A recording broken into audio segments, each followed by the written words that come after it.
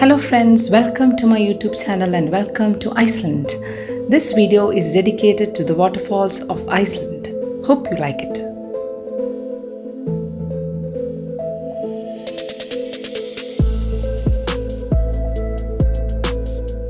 It is a curtain waterfall on the southern coast of Iceland with a height of 60 meters and a width of 25 meters.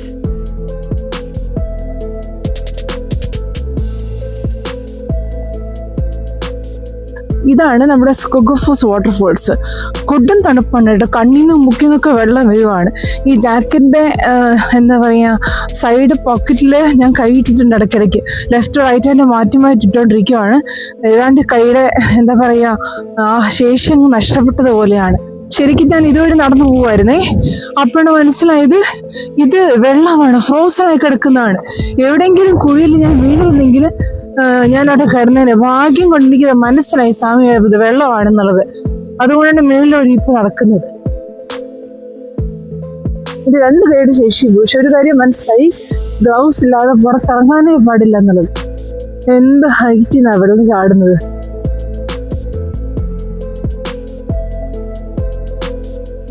ഇന്നത്തെ south cost ടൂറിൻ്റെ ഏറ്റവും അവസാനത്തെ സ്റ്റോപ്പാണ് ഈ waterfalls. ഇതിൻ്റെ പേര് എങ്ങനെ pronounce ചെയ്യണമെന്ന് വ്യക്തതയില്ല, ഞാൻ പേര് താഴെ മെൻഷൻ ചെയ്യാം. ഐസ്ലൻഡിലെ വളരെ ഫേമസ് ആയിട്ടുള്ള ഒരു വാട്ടർഫോൾസാണിത്. ഏതാണ്ട് സമയം 6:30 കഴിഞ്ഞു, അതാണ് ചെറിയൊരു ഇരുട്ട് തോന്നുന്നത്. ഇരുട്ടിപ്പോയി. അടുത്തോട്ട് പോകുമ്പോൾ നല്ല കാറ്റടിക്കുന്നുണ്ട്.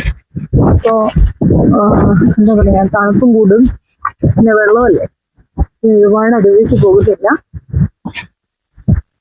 Iceland is very famous for the win. സത്യം പറഞ്ഞാൽ ഈ വിന്നെ പറത്തിക്കളയാൻ പോകുന്നൊരു തോന്നൽ. ഇവിടെ ടെമ്പറേച്ചർ -4 എന്നല്ല കേട്ടോ, ഇതൊരു -10 ഒക്കെ കാണും.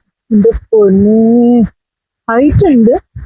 പിന്നെ ഞാൻ പറഞ്ഞല്ലോ, റൈൻഫോൾസിന് അത്രയ്ക്ക് ഒരു, അതായത് സ്വിറ്റ്സർലൻഡിലെ റൈൻഫോൾസിന് അത്രയ്ക്കൊരു പവറില്ല. എനിക്ക് നാവ് പോലും വഴങ്ങുന്നില്ല, കാരണം തണുപ്പ് കാരണം.